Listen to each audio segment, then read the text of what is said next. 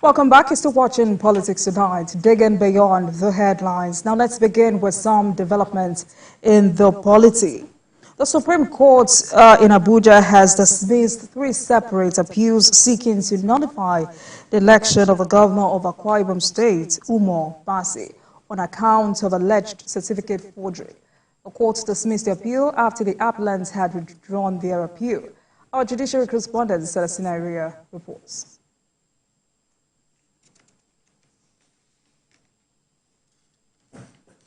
In a related development, the Supreme Court is expected to deliver judgments in about 7 governorship election appeals tomorrow. The states are Lagos, Kano, Zamfara, Plateau, Ebonyi, and Bauchi, and also across river states.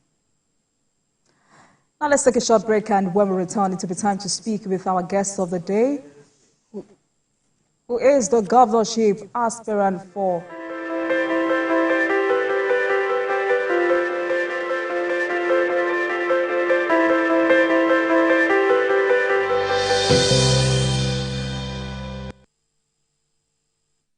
Experience information and entertainment like never before as TVC Breakfast takes your weekends to a whole new level. Introducing TVC Breakfast Weekend Edition, your ultimate source of thrilling sports updates, insightful political analysis, and captivating entertainment news. Stay in the know with what's trending, catch up with the latest in sports, and immerse yourself in the latest buzz from the world of music and movies. Your weekends are no longer just days off, but moments packed with knowledge, excitement, and enjoyment. TVC Breakfast Weekend Edition, only on TVC News.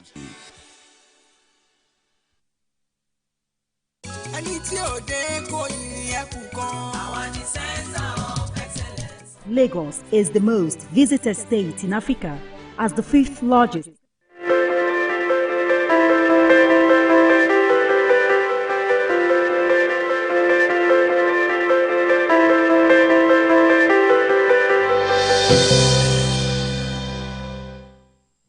Welcome back, everyone. As politicking for the successor of Governor Godwin Obaseki of the People's Democratic Party thickens, the All Progressives Congress seal of nominations, expression of interest, and delegate forms for contestants kicked off yesterday, Wednesday, January 10, and will end on January 29, 2024. While primary election is slated for February 17, 2024. The APC pegged the price for the expression of interest and nomination forms at 10 million naira and 14 million naira respectively. But the party also said female aspirants and persons living with disabilities are to pay for expression of interest, while the nomination form is free.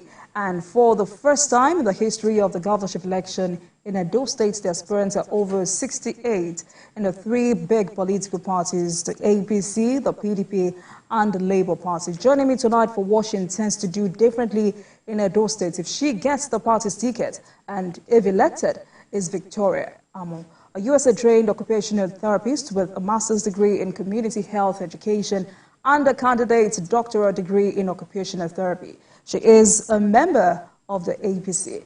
Good evening, madam, and thank you so much for joining us on the program. Thank you so much for having me. Right, but before we get right into the interview, let's share this video of you making a case for your election bid. Okay. That's when Comrade Adamson Shomole was in power. They still haven't been able to reach the maximum. It is weird Comrade Adamson Shomole left in getting them borehole and getting water in the whole of Esa. That's where they are now. If you leave that, you go to Edo South. There are so many roads in Edo South that are not passable. They are just not motorable. You will wonder if they have ever been, if there is a governor in Edo State. For you to be a governor, like I always say, it takes the will, you wanting to make sure you deliver service to the people. I want to be the governor of Edo State because I know I am capable, I know I am competent, I know my years of experience, the years of experience in politics and outside politics has enabled me to gather enough experience to be able to manage the state like Edo State. Right, so that's you right there. Thank you for joining us once again. So the sale of nomination forms started or kicked off yesterday. Have you bought your form? No, not yet. Why not? I'm going to buy my form. When do you intend to buy it? I'm going to buy my form Monday. Monday. Yes, okay, this coming Monday. This coming Monday, definitely. Because I would have said, I mean, the purchase of that form will somehow tell of your seriousness for this election. Yes, but also, I am serious. Yes, but also tell us what informed your party's choice of subsidizing the amount of that form for women and persons living with disabilities. My party, the All Progressive Congress, is a gender-friendly party. My party, the All Progressive Congress, truly understands the population that he gets his most votes in. For the All Progressive Party, they understand that women play a large role in voting. They understand that persons with disabilities also come out in large sum. And because they are people who govern with a face, a human face on them, it was very necessary for them to bring down the price. And I want to thank them because most people would assume that the cost of nomination form or expression of interest form would be too large for any woman to take the bull by the horn. But we are seeing a difference. People are coming out. Fantastic. Edo State has never had a female governor. And you're saying that you're here to restore the state's lost glory. Yes. What informed that decision? I have been in politics for over 18 years, I must tell you. In politics, I was in the campaign council for Comrade Adams Oshomole. Okay. First tenure and second tenure. In politics, I was in strategy and research committee for the second tenure of Comrade Adams Oshomole when we got 18/18.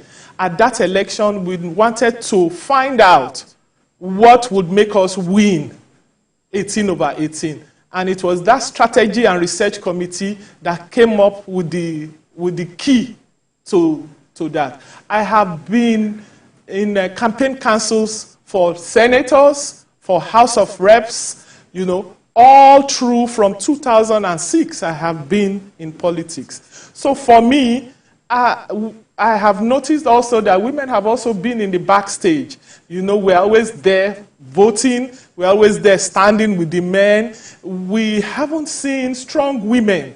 We haven't seen women come out to the end and say, yes, I truly want to contest for the position of governor. We haven't seen women truly come out to the end. And you don't blame them. Like the men will say, the women don't like going to meetings. But in my years of politics, I have left my children at home. I have gone out to meetings at 10 o'clock, 11 o'clock. I have campaigns. We leave Edo South, we leave Benin, and we go into Akoko Edo. And by the time we start hitting downtown to Benin, it's 10 o'clock, 11, 12. I've been home. A whole lot of us come back home late at night. So we have paid our dues. And it is time for the state itself to understand that it's time for a woman. I mean, I would love to see a female governor, but do you think Edo State is ready for a female governor? Yes, Edo State How is so? ready. Women have been playing several roles in Edo State. Women, if you take a look at the male contenders, they must always have a woman with them. And the woman they would have with them is a strong woman. Mm. So but you want to tell me, yes, you want to tell me that strong woman cannot be the party chairman of Edo State? A strong woman can't be the party chairman of Edo State. You want to tell me that strong woman that politician, male politician, picks up as, yes, this is my woman leader. Can that woman not be the state secretary of a party? Yes, that woman can be the state secretary of a party. So we are gravitating towards where women now understand their role in politics. And the men now understand that in order for me to win, I need the women.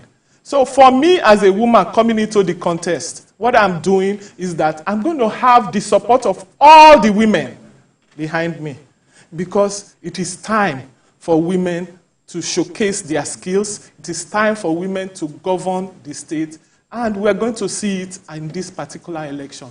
And most importantly, APC, the All Progressive Party, needs to take control of Edo State. And we've had men, and there's nowhere in the Constitution that it says a man must always be the governor of a state. It's not written anywhere. We've had men rule Edo State. Our historical antecedent tells us that, you know. You had General Ogbemudia, you had Lucky Igbenedion, you had Godwin Obaseki from Edo South. You also had from ESA, from the Edo Central, you also had Ambrose Ali, you have Professor Osumbo there. In Edo North, where I come from, there's only one person who has come out as a governor, and that person is my senator, Senator Adams Oshomole, the erudite senator, right. The man who believes in every woman must be at the forefront of every campaign, and every woman is a viable. He was the first person to make a woman a council chairman in Edo State. So that says a lot about who he is and what he believes women can do. Right, so later on we will come back to how women have been relegated to the backseat when it comes to politics and governance. But some moments ago, you reeled out, you highlighted your political experience. But when it comes to public service, what's your experience like? Public service in terms of us getting the power. In terms of governance. Yes. Instead of governance, it's been a source story. And it's not only in Edo State.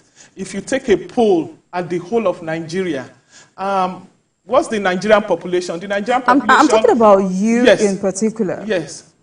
Why? What's your experience when it comes to public service? You're aiming to become the governor of Edo State. What experience do you say you have that will give you that gives you what it takes to be the governor? If I start with my profession, that would be very good. I'm an occupational therapist by profession. And that means that I work in the hospital. That means I rehabilitate persons. That means I have been in that profession for over 20 years. Then secondly, I mentioned to you earlier on that I have been in politics for over 18 years. That means that I have played active politics, which means that I have been able to learn the ropes. I have been able to campaign for candidates. I have been able to understand party rules and regulations. I've been able to understand the essence of having elders and leadership in the party. So if you sum all of those things together, I'm the most viable candidate. And I hope that the other contestants will drop down for me. Well, how popular are you within your party? I asked that question because you've declared your unwavering confidence in securing a landslide victory in this primary election. When you have other bigwigs like Professor Osumbo, Clement Agba, and the rest, what gives you this confidence? How popular are you within your party in Edo State? Very popular. If you come to Edo State and you ask for Victoria Amu, everybody, the name Victoria Amu is synonymous with politics.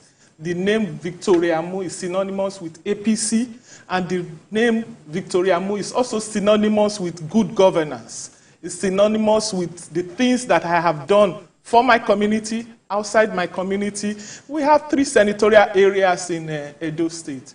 We have Edo North, we have Edo Central, and we have Edo South. Within Edo South, that has 7 local government areas. I'm a household name, I'm a household face. Within the women folk in those local governments, I'm a household name and a household face. If you move to Esan Central, where you have the Esan West, Esan Southeast, and Uromi and all of those, I'm also a household name because I have gone on several assignments for the leadership of the party in those regions, and I have visited. I have done campaigns for senatorial candidates, House of Rep candidates from those areas, chairmanship candidates from those areas. Then if you go to Edo North is where I come from. That's where I flourish. You know, if you go to the Esakos, I'm also a household name in the Esakos. and a household face, you know, amidst women and amidst men. It's so exciting for me, and I'm very humble because sometimes when I put out a post on my page, somebody just replies me and says, "Madam, you've paid your dues." So that should say a lot. So that's what makes me popular at this time of the game. So you were also hoping that some persons step down for you. Who are those people? My fellow colleagues, contestants, I hope that they will step down for me. Why do you think they should step down for you? Obìnrin ló kàn. It is the turn of a woman. That's interesting. Yes, èmi ló dẹ̀ kàn. All right, that's interesting. So how would you say the people of Edo State have received the idea of your candidacy? With jubilation, everybody is excited. Everybody, it's a welcome, and everybody is asking me, "Are you sure? Are you sure?" When I saw the 18 local government women leaders, I told them, I said, this is an agreement between both of us, all of us here. Are you assuring me that if I bring out this million and buy this vote, you will stand by me? And they all said yes. You know, so I am confident, not because I'm a woman alone, but because of what I'm going to bring into politics. I'm looking outside the box. You know, my development agenda says it all because I timed it back to basics. We are going to use terms. Help us simplify that. Yes, back to basic. We are going to use terms that are workable. We are going to develop Edo State. Remember my slogan is reclaiming Edo for Edo people. We need to have good governance. We need to have good hospitals. We need to sleep with our eyes closed. There needs to be infrastructural development. All our roads are tattered and gone. Our markets needs to be functionable for our women. Our farms needs to be accessible. The issue of security should no longer be at the forefront of the things that you want a governor to do. It should be the things that just comes into place when someone is a governor. So that's what I'm bringing into this game. I'm thinking out of the box. So apart from being confident, apart from being a woman, what makes you different from the average politician in Edo State? I just told you, my uniqueness. My uniqueness, my unique approach to situations. Remember, I'm an occupational therapist. And as an occupational therapist, I've learned the skill to observe, the skill to repair. I've forever been a repairer. When I came into this country as an occupational therapist, I built an occupational therapy association and department from scratch. So for me, building and modeling anything constructively is my favorite game and favorite stuff to do. So for me, being the governor of Edo State, I will hit the ground running. I will not take 60 or 90 days to appoint my commissioners. Neither will I take 60 or 90 days to appoint my senior special advisors, because those of us who are coming out for governorship, we have all been tested, we have all been trusted, and we all have a second address. We are all professionals. We have held our stuff, we have held our grounds, and we have functioned exceedingly in our areas of calling. All right, so before we get to how you intend to reposition Edo State when it comes to all of the critical sectors in that state, Edo State is homogeneous in language, culture, and tradition. But correct me if I'm wrong, as someone who has lived most of her life outside the country, in the US, how have you connected with the people? And what difference, right, so how have you connected with the people? I trained abroad. I trained in the US, which meant that after training, I came back. Like I told you, I work in the civil service. I worked in the civil service of Edo State. I was a staff of University of Benin Teaching Hospital. And while I was a staff, when I finished my tenure as a staff, I became a politician. I told you that I was a senior special assistant to Comrade Adams Oshomole, former governor, now Senator Adams Oshomole. So I have been able to entrench myself into the system. I'm not coming from nowhere to somewhere. I'm in the system. I'm at home. I'm in the grassroots. I go home. I do the things that are supposed to be done. The things that I do for my people are way more than even the elected officials. So for me, the fact that I can go back to the US to vacation with my children does not take away the fact that I'm also a grassrooter. And that's who I have been. And for me, to be in politics is to be able to impact your people. That's what politics is for me. Now, so let's now dig deeper. Nigerian women make up 80% of the entire voting population, but of course they're still least considered when it comes to leadership of party administration and undeserved when it comes to governors. What are your plans for Edo women? Huge plan for Edo women. And it starts with me being the governor, because they are all going to stand behind me. Because the Edo woman is now of the realization that this big politician that is contesting with big money can give me 100,000 today. But can he continue giving me 100,000 every day of every month of the year for my lifetime? He can't. So the women are of the realization. Then the women are of the realization that, yes, we must choose one of our own. And who else can we not choose? Who else should we choose if it's not Victoria? So those are the things that have come to play in this particular election. And women also are now clamoring to be better placed.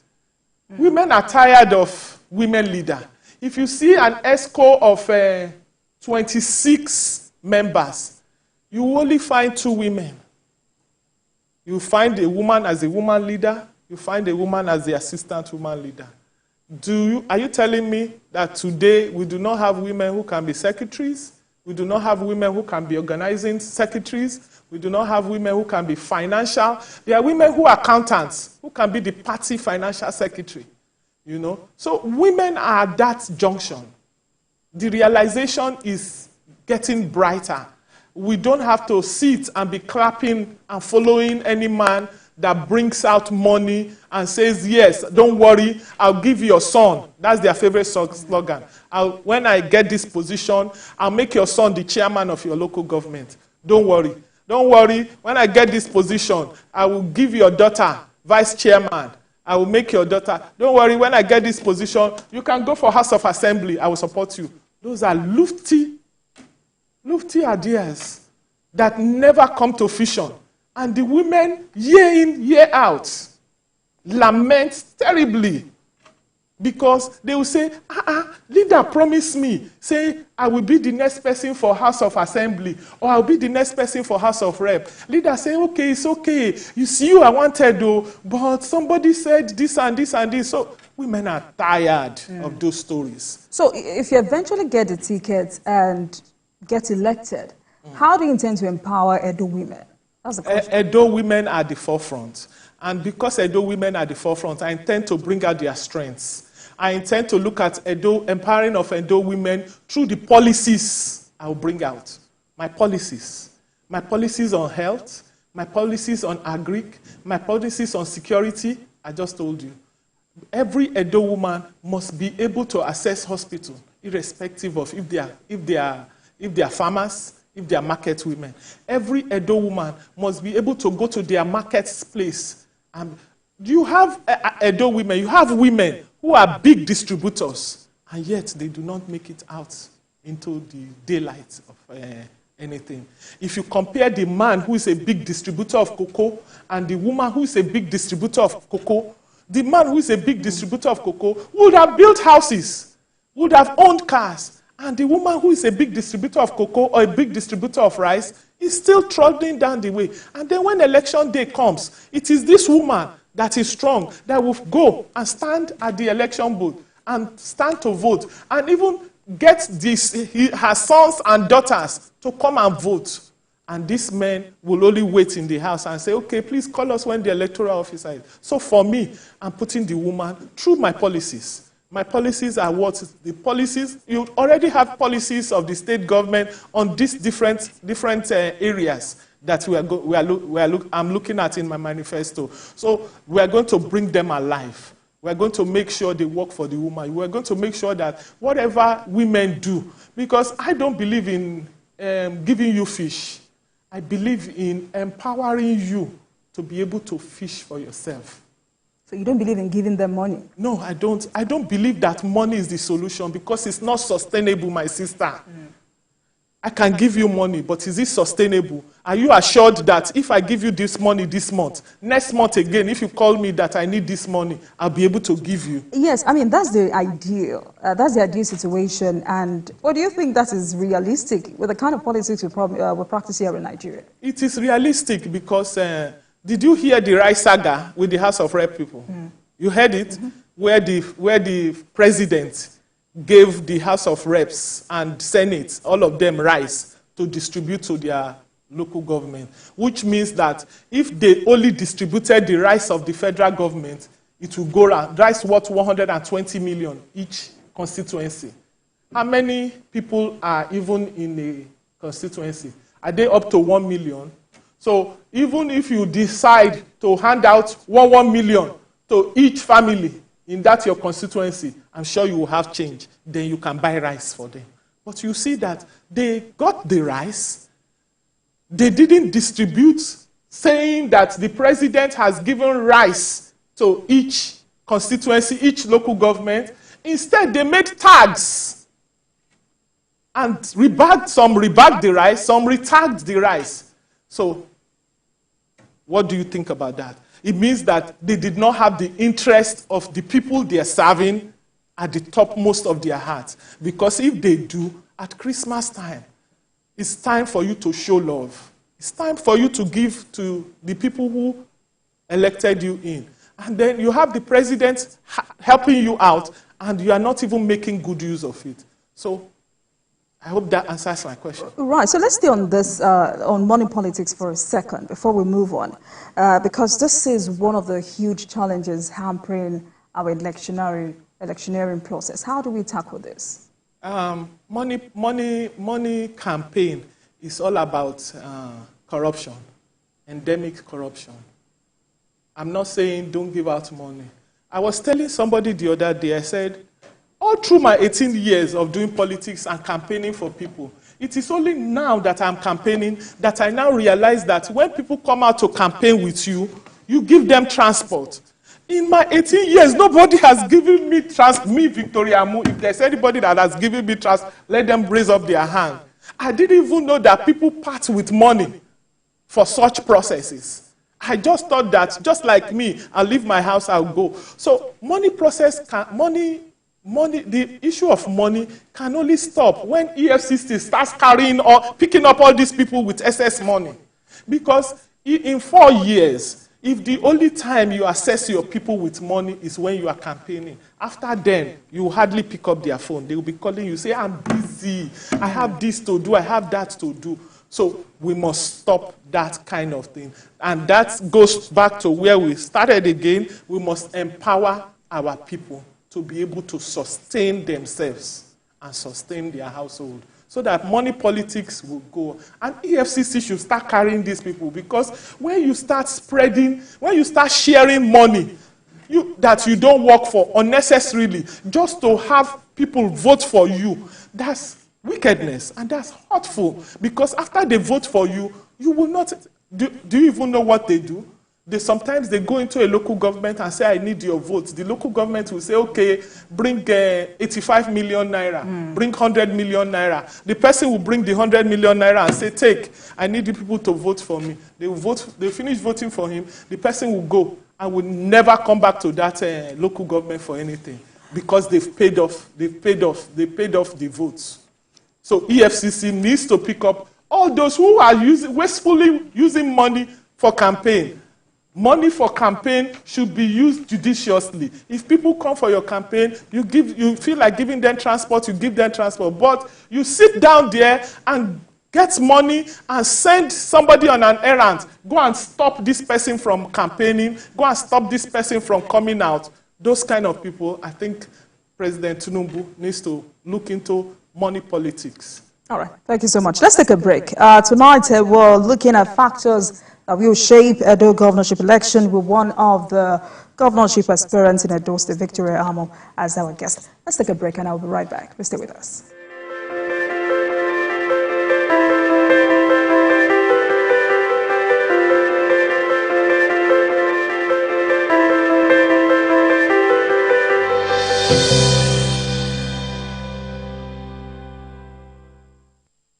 Welcome back, everyone. This is Politics Tonight. Thank you so much for staying with us. Tonight, we're looking into the factors that will shape a dual governorship election with one of the governorship aspirants in the state, Victoria.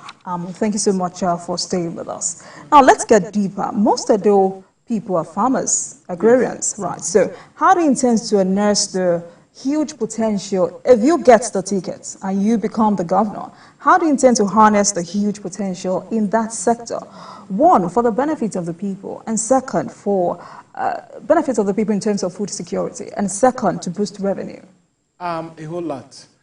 That's one of my manifesto, which I put. I'm not going to own farm. The government is not going to own farm, but we are going to put machineries in place that will help farmers. The tractors that are going to be there, the fertilizers, all of those good things. Then we're going to do something we call wealth creation.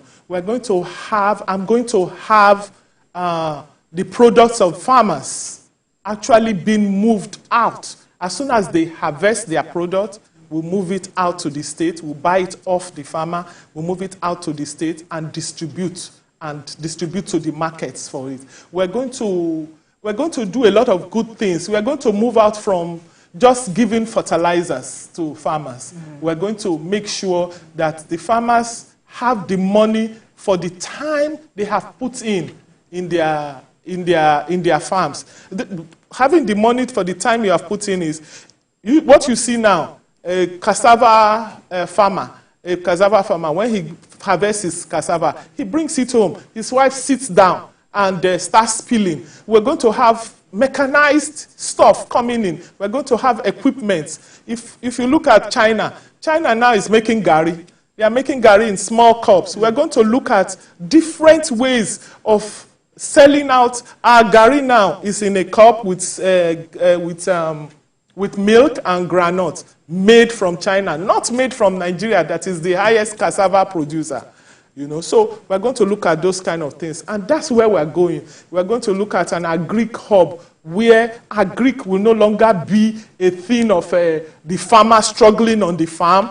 We're going to go technological. We are not owning farms, but we're going to bring in experts. We're going to have public-private partnership. We're going to bring indigenous farmers who have done it. That's why I said my manifesto is back to basics. We're going to bring indigenous farmers who have done it anywhere in the world. We're going to use them to be able to. Remember, the tenure is for 4 years. And in that 4 years, we have to hit the ground running. And we're going to start. We're not starting all of these things I'm saying at the 3rd year when I need a re-election. We're going to start it in the 1st year. So we can hold you by your words. Yes, you can. All right. Hold me by. Let me also take you up on infrastructure deficits in Edo State. Okay. What are your plans for basic infrastructure? Oh, my God. When you talk about infrastructure deficit, it aches everybody's heart because Comrade Adams Oshomole did a whole lot on that when he was governor.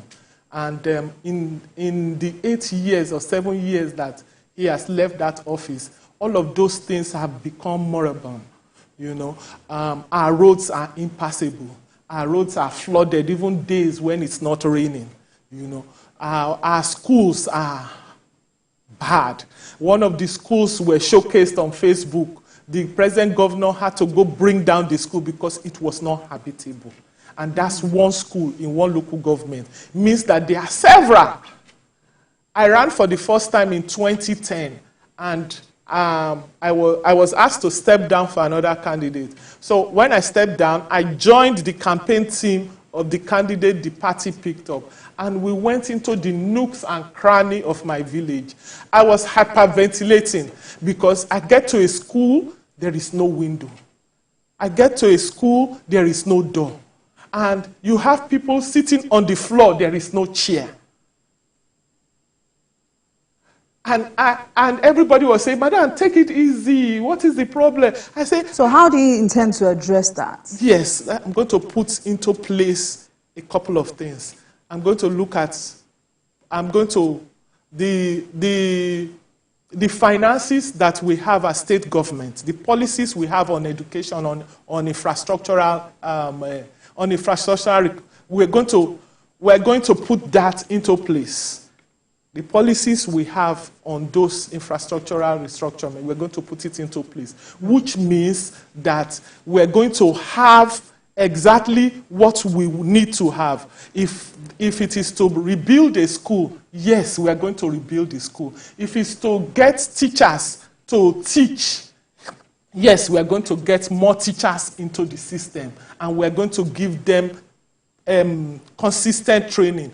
If the roads are bad, infrastructure, if the roads are bad and we need to do the roads, we are going to get the Ministry of Works. The Ministry of Works, because when I was growing up, it was the Ministry of Works that was actually doing roads, the State Ministry of Works. We're going to get them back to those things. So what I'm going to do differently is I'm going to change what you have now that makes those things not workable. I'm going to make them work. All right. Because they had worked at some point and they are just not working because the policies are there to enable them to work, but the implementers of the policies have refused to make those things work for the people. All right, so 18 years of political experience are thereabout.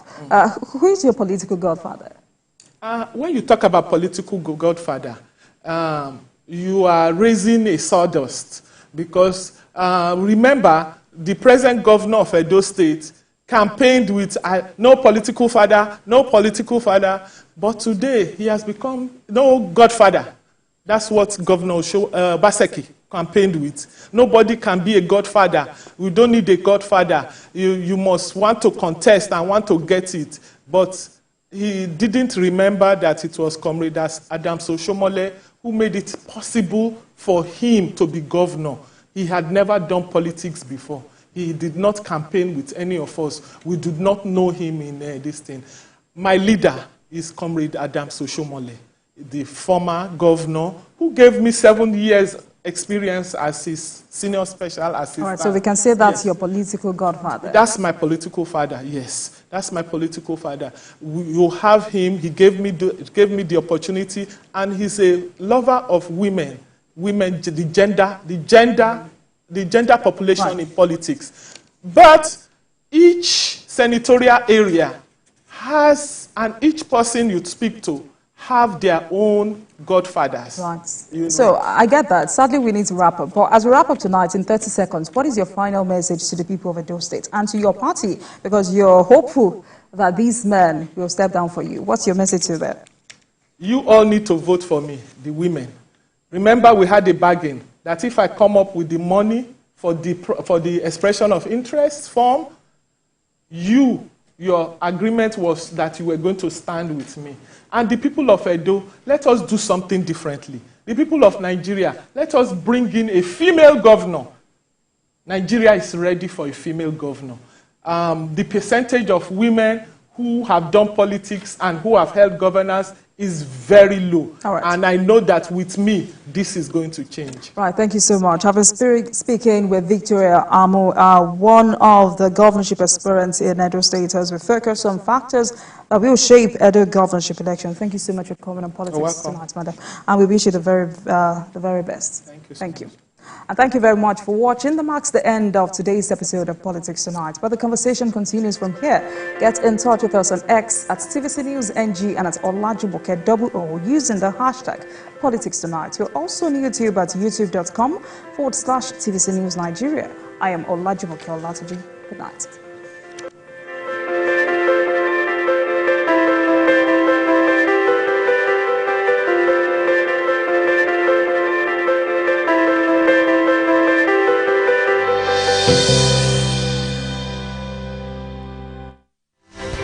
At TVC News, wherever the big news story is happening, we're geared up to break it.